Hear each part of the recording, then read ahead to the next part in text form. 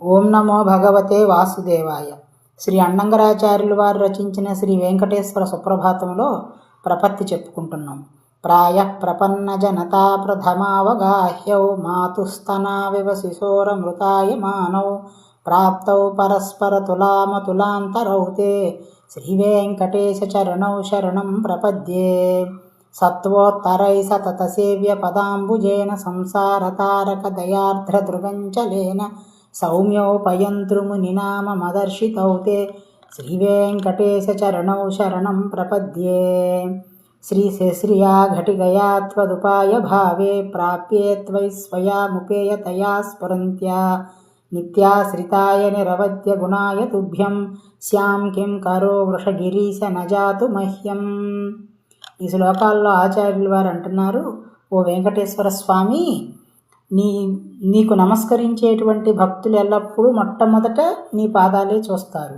అవి ఎటువంటివంటే చంటి పిల్లలకు అమ్మ పాలు ఎంత అమృతంతో సమానమైనటువంటివో అటువంటివి.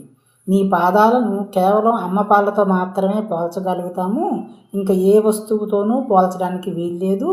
అటువంటి దివ్యమైన నీ పాదాలను నేను శరణు వేడుతున్నాను అంటున్నారు. అలాగే ఎందరో సాత్వికులైనటువంటి ఋషులు కొలిచేటువంటి నీ పాదాలు సంసార సాగరాన్ని దాటించగలిగినటువంటి చల్లని చూపులు. ఇవన్నీ కూడా మాకు ఎవరు చూపించారు? మనవాళ మహాముని ఎంతో దయతో మాకు అవన్నీ కూడా ఆ దారి చూపించారనమాట. అటువంటి నీ దివ్యమైనటువంటి పాదాలను శరణు వేడుతున్నాను అంటున్నారు. అలాగే ఓ స్వామి, భక్తులకు నువ్వు ఉపాయభూతుడవు ముక్తినివ్వటానికి.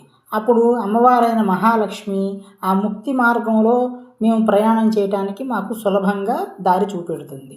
నీవు పొందదగిన వాడివైనప్పుడు అమ్మవారు కూడా అలాగే కనిపిస్తూ ఉంటుంది. ఆ తల్లి ఎప్పుడూ నిన్ను వదిలిపెట్టకుండా ఉంటుందన్నమాట. ఎందుకంటే నీ గుణాలు దోషం లేకుండా ఉంటాయి, దివ్యమైనవి. అటువంటి ఓ స్వామి, నేను ఎల్లప్పుడూ నీకు సేవకుడిగా ఉంటాను తప్ప నాకు నేను ఎటువంటి సమయంలోనూ సేవకుడిగా ఉండను అని చెప్తున్నారు. ఓం నమో భగవతే వాసుదేవాయ.